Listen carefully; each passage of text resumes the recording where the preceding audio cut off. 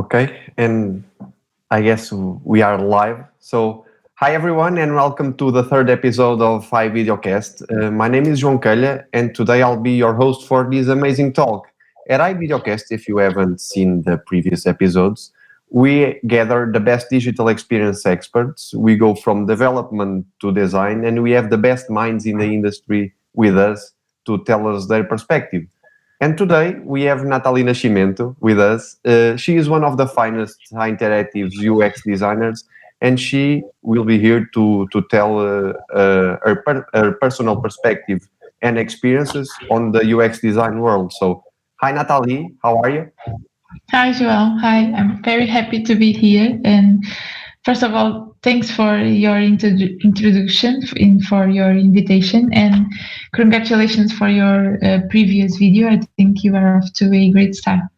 Okay, thanks for your word, Natali. It fills my heart. And without further to do, I think you are here for this. Let's jump right into the questions. So first of all, Natalie, for the ones that are listening to us, can you explain us a bit about your work at High Interactive? What are your main tasks in every job? Yes. Well, it's almost a year since I started working at High Interactive, and it has been a great challenge to work here.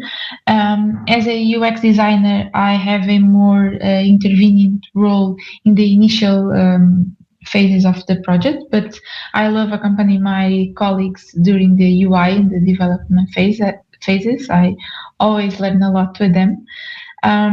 But it depends on the phase of the project. 1 week I can do user interviews and facilitate workshops with users and stakeholders, do researching activities, or do low fidelity prototyping and wireframes, usability testing. I also provide user flows and site maps and user journeys that help to understand the user and business goals. But it really depends on the client we are working on at the time or the phase of the project we are in at the moment. But usually I start preparing the research plan, follow the kickoff meeting, the research phase, and the user experience design. And in this phase, we always try to bring the client and the user to be part of the process, involving the client directly in our design process. It's really important so that we have a solid concept definition and ideation phase. But as I said before, which method we choose depends on what we want to achieve, as well as a number of practical concerns, such as type of project where we are working on, our budget, or the time constraints. Yeah, and you have explained it very well. And I think that the UX designer job is this that you have said. And but I would also like to ask you something. And for the ones that are listening to us that don't know much about UX design, can you explain them a bit about what is UX design? Well, that's a hard one to explain in a few words, Yeah, I know. but well, for me, in my short experience, I think it's always related to the experience that a human has with an app or a product or a service. A contact with an institution, receiving a packaging at home, and we as designers should work to understand the context of use, the user needs, the receptions that user could have, the feelings that he may have during that experience.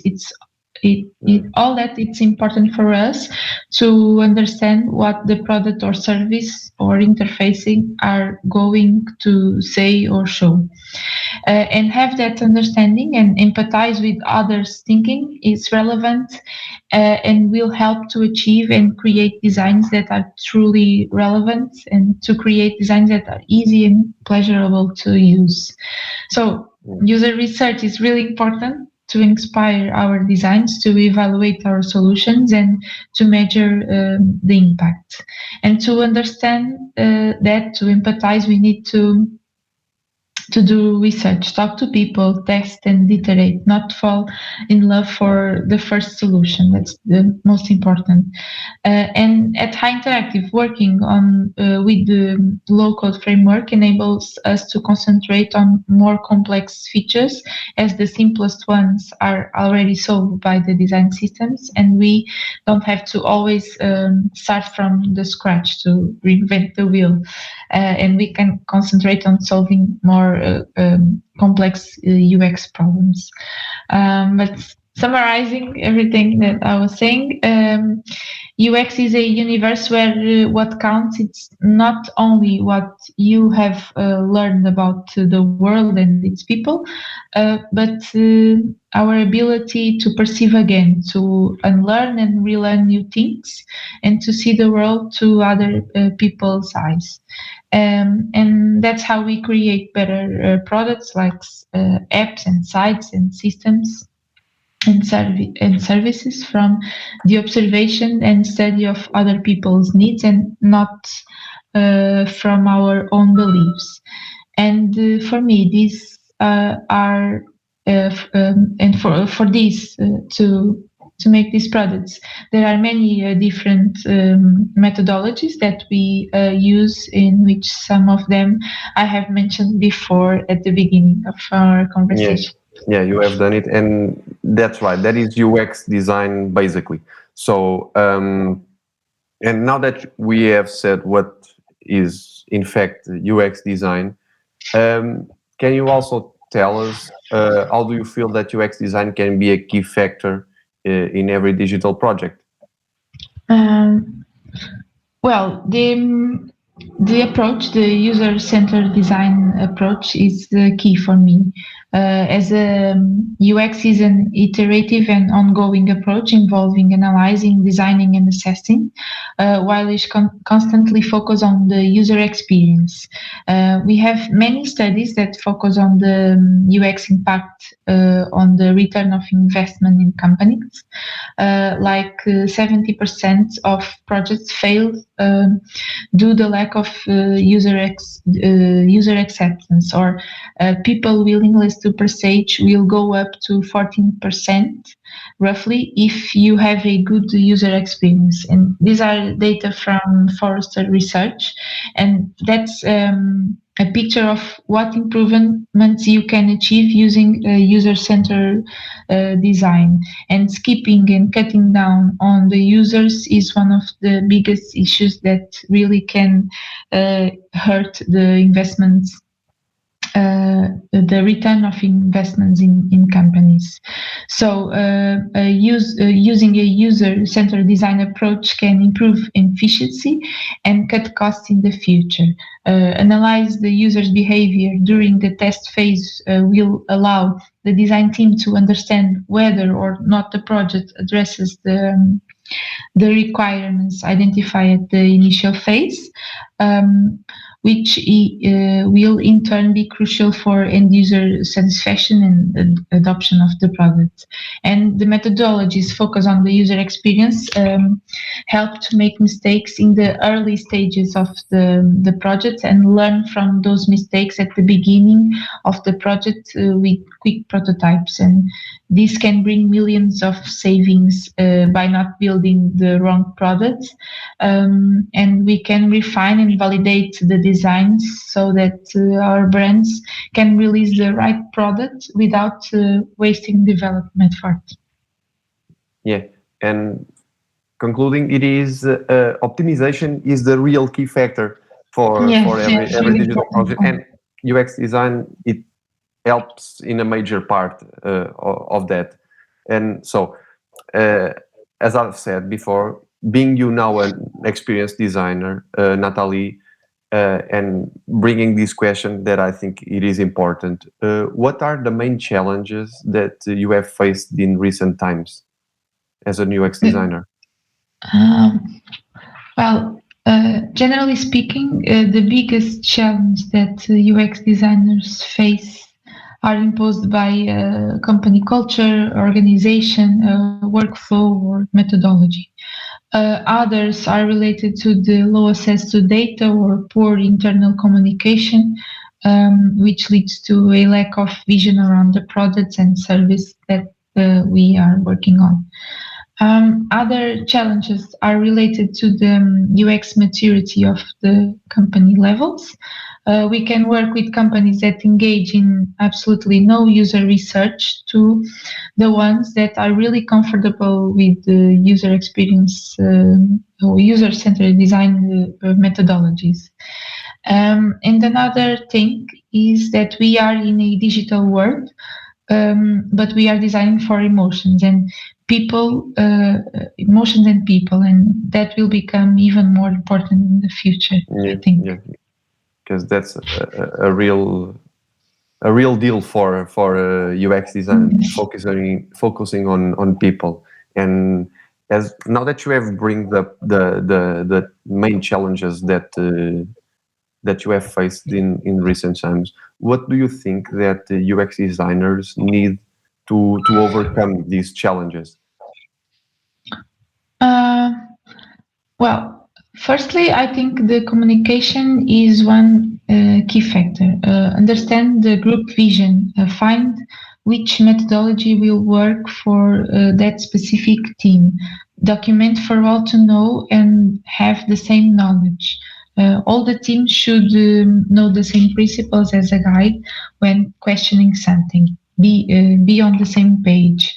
And it's important always try to break the silos between teams, attack from every angle, find opportunities to communicate with the other teams, and spread the user-centered approach and its methodology, and inspiring everyone to be themselves the ones who are going to inspire others too.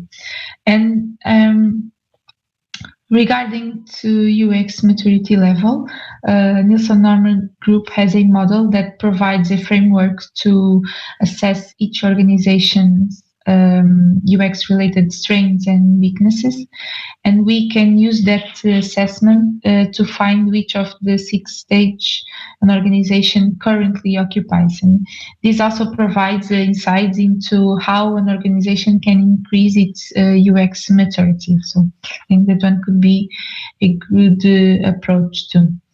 And finally, we will be at a point where functionality is the same, but we will need to know the emotional part, the rational part of the brain, less what their behavior, but more about their feelings, why people respond the way they respond to some interface. It's really going to have to connect with people's hearts, whatever what we are building at the moment. Yeah. And that is like UX design wonderland, I must say. And we are getting there, but I think, as you have said before, it takes time, and Yes, it's it step must be by done. step. Yeah, it must be done step by step. And saying that it must be done step by step, it takes me to the next question I have for you, Natalie, and that is, how do you think that UX design will evolve in the next years? Um, well, I think we have the technology part in one hand. We will need to include more technologies.